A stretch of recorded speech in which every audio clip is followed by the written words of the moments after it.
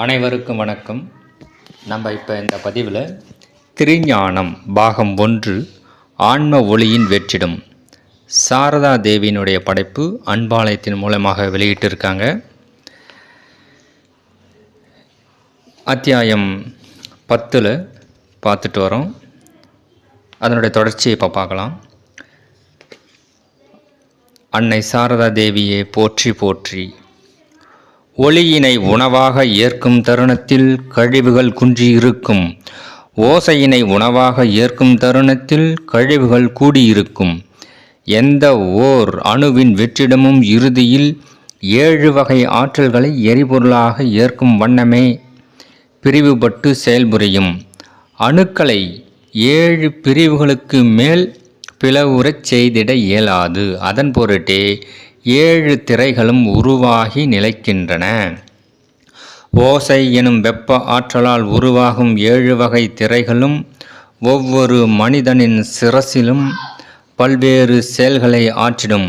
அதனை போன்றே ஒளி எனும் காந்த ஆற்றலை உணவாக ஏற்கின்ற அணுக்களால் உருவாகின்ற திரைகள் யாவும் ஆன்மாவினை சூழ்ந்து மாறுபட்ட செயலாற்றிடும். ஒவ்வொரு வகை வெற்றிடமும் மிக நுண்ணிய அளவினில் 7 வகை பிரிவுகளாகவே பிரிந்து செயல்புரிந்திட இயலும் என்றுணர்க. அறிவு அணுக்களும் நுண்ணிய அளவினில் 7 வகையாக பிரிந்து செயலாற்றிடும். எந்த ஓர் அறிவு அணுவும் 7 வகை ஆற்றல்களில் அடங்கிவிடும். ஓர் அறிவு அணு என்பது உற்பத்தி ஆனவுடன் அதன் மீது ஏற்றப்படுகின்ற பதிவுகளே அவற்றின் பிரிவுகளை நிர்ணயித்திடும். முன்னரே உருவாகி நிலைத்துள்ள 7 பிரிவு அணுக்களோடு புதிதாய் உருவாகும் அணுக்கள் யாவும் ஒன்றிணைந்து செயல்புரியும். மனிதர்கள் தனது முன்னோர்களின் வழிகாட்டுதலின் மூலமே தங்களுடைய வாழ்வினை துவங்குவது போன்றே அறிவு அணுக்களும் செயல்புரியும்.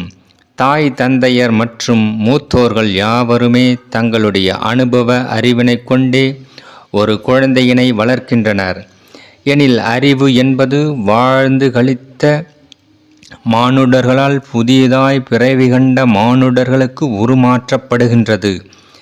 எனினும் எந்த ஒரு சூழலில் எத்தகைய மானுடர்களுக்கு இடையே வாழ வேண்டும் என்பதனை ஓர் ஆன்மாவே தீர்மானம் புரிந்திடும். அறிவு என்பதே இயக்கத்திற்கு மூலதானமாகும். இயங்கா தன்மையே இறைநிலைக்கு மூலதானமாகும். அறிவு என்பதே இயக்கத்திற்கு மூலதனமாகும். இயங்கா தன்மையே இறைநிலைக்கு மூலதனமாகும். அறிவு அணுக்கள் யாவும் தனது இறுதி படிநிலையில் முழுமையான ஆன்ம ஒளியினை ஏற்று இயக்கத்தை மலர்த்திடும் தருணத்தில் மாத்திரமே இறை ஒளியின் தன்மையினை உணரும். இறை ஒளியினை ஏற்றுவிட்டால் அறிவும் இயங்கா தன்மைக்கு சென்றுவிடும். அதன் பொருட்டே இறைவனை அறிவினால் உணர்ந்து இயங்கிட இயலாது என்றே உணர்த்தப்படுகின்றது. வெற்றிடங்கள் ஏன் பல்வேறு வகை பிரிவுகளாக உருமாறுகின்றது எனில் பூரண இயக்கத்தினை மலர்த்துவதற்கே. ஒரு மனிதனுக்கு அறுசுவை உணவுகளும் எவ்விதம் அவசியமாகின்றதோ அவ்விதமே 6 வகையான ஆற்றல்களின் மூலமே வெற்றிடங்கள் இயக்கப்படுகின்றன. அதன் மூலமே அணுக்களும் இயக்கப்படுகின்றன. அறிவு அணுக்கள் எவ்விதம் 3 நிலைகளில் எரிபொருட்களை ஏற்று இயங்குகின்றனவோ அவ்விதமே நேர்மறை அணுக்களும் 3 நிலைகளில் இயங்கிடும் தன்மை கொண்டது. புற உணவுகளின் ஆற்றல்களை பெரும்பான்மையான தருணங்களில் நேர்மறை அணுக்கள் ஏற்பதில்லை. ஒற்றை அணுவின் எரிபொருளினையும் ஆன்ம ஒளியின் எரிபொருளினையும் இறுதியில் இறை ஒளியின் எரிபொருளினையும் ஏற்றே இயங்கிடும். இறைத்தன்மை என்பது நேர்மறை அணுக்களால் மாத்திரமே உணரப்பட இயலும். ஒரு மனிதன் தனது அறிவினை கடந்தால் மாத்திரமே இறை ஒளி எனும் எரிபொருளினை ஏற்று இயங்கிட இயலும். உணர்வுகளால் மாத்திரமே இறைவனை உணர இயலும். எனில் அனைத்து உணர்வுகளும் மாறுபட்ட வெற்றிடங்களிலிருந்தே உதித்திடும் என்றுணர்க. இந்நூலின் இறுதி அத்தியாயங்களில் வெற்றிடத்திலிருந்து உதிக்கின்ற உணர்வு அலைகள் குறித்தும் அதன் பிரிவுகள் குறித்தும் அதற்கான விஞ்ஞானம் மற்றும் மெய்ஞான விளக்கங்கள் குறித்தும் பூரணமாய் அறிந்திடலாம்.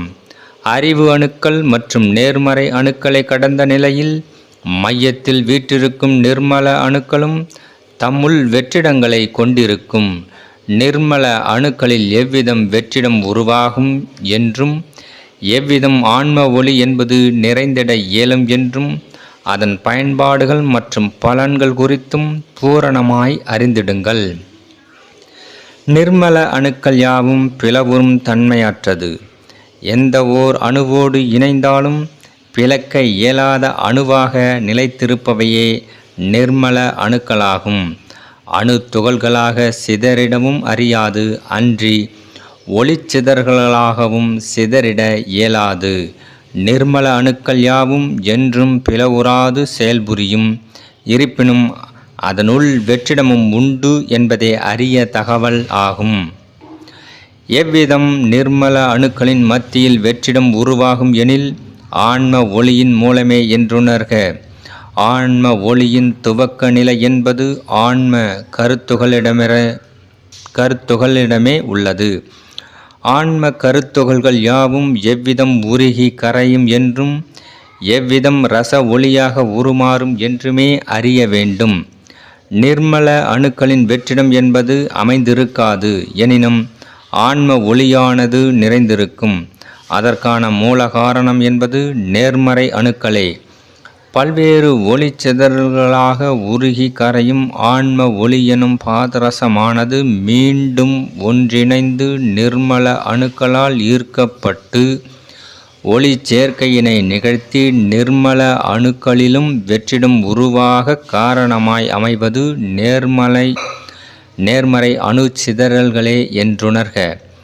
நேர்மறை அணுக்கள் யாவும் அறிவு அணுக்களாகிய எதிர்மறை அணுக்களின் வெற்றிடத்திற்கும் ஆற்றலை நல்கிடும் ஒளி சிதறல்களாய் உருமாறி விரிந்த நிலையினை ஏற்று அறிவு அணுக்களின் மையம் நோக்கி பயணிக்கும். நேர்மறை அணுக்களின்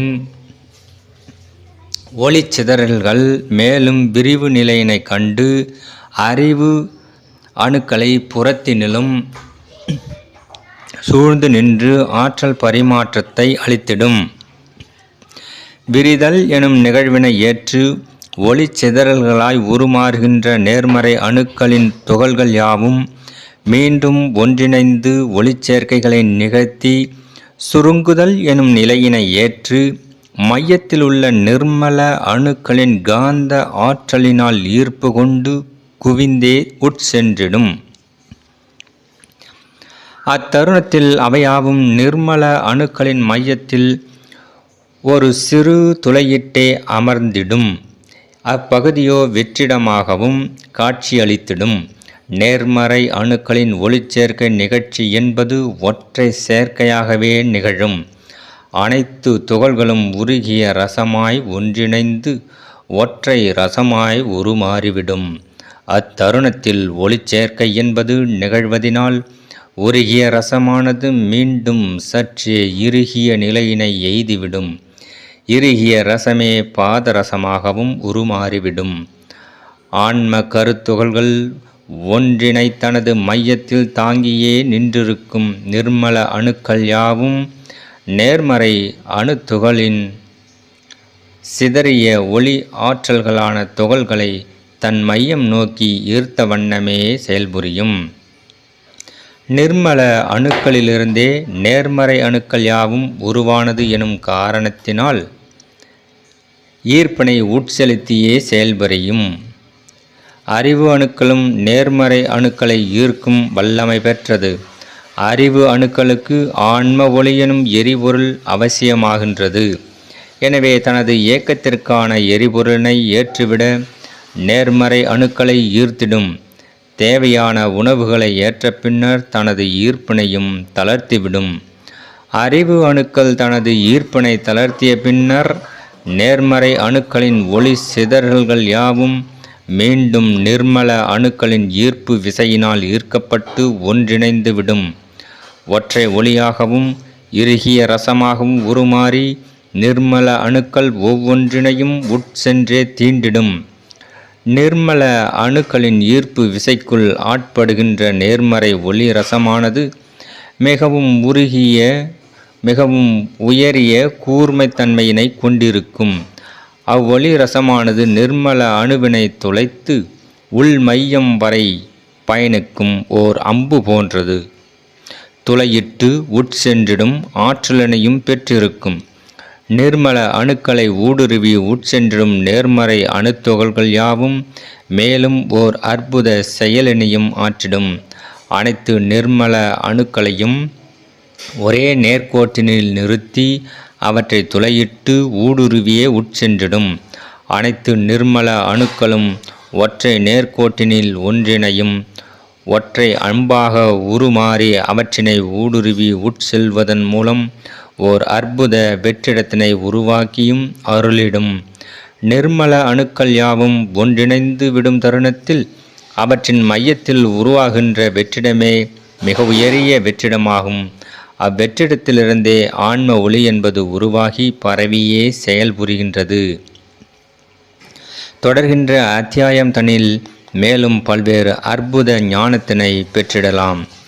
ஆன்ம ஒளியின் ஆற்றல்கள் மற்றும் செயல்பாடுகள் குறித்தும் அறிந்திடலாம். ஒவ்வொரு அணுவிலும் நிகழ்கின்ற மாறுபட்ட செயல்கள் குறித்தும் ஒளி சேர்க்கைகள் மற்றும் பிரிகைகள் எவ்விதம் நிகழ்கின்றது என்றுமே அறிந்திடலாம். ஒரு மனிதனின் ஆன்மா என்பது துகள்களாய் உருமாறி சிறைப்படும் தருணத்தில் அதன் செயல்பாடுகள் யாவும் மாற்று முறையிலேயே நிகழ்ந்தேறிடும். சிறைப்படாத துகள்களின் ஆன்ம ஒளியே இறை ஒளிக்கு அடிப்படை ஆதாரமாகும். சிறைப்பட்டு விடுபட்ட துகள்கள் யாவும் சூனிய ஒளிக்கு ஆதாரமாகும். ஏனெனில் சிறைப்பட்ட ஆன்ம கருத்துகள்களோடு நேர்மறை அணுக்களும் அறிவு அணுக்களாகிய எதிர்மறை அணுக்களும் ஒன்றிணைவதனால் அவற்றினால் ஆன்ம ஒளியினை மாத்திரமே அதிக அளவில் பொழிந்திட இயலும். இறை ஒளி என்பதும் சற்றே குன்றியே காணப்படும். சிறைப்படாத துகள்களிடம் நேர்மறை அணுக்கள் யாவுமே பிணைந்தே காணப்படும். இருப்பினும் அறிவு அணுக்கள் சூழ்ந்திருக்காது.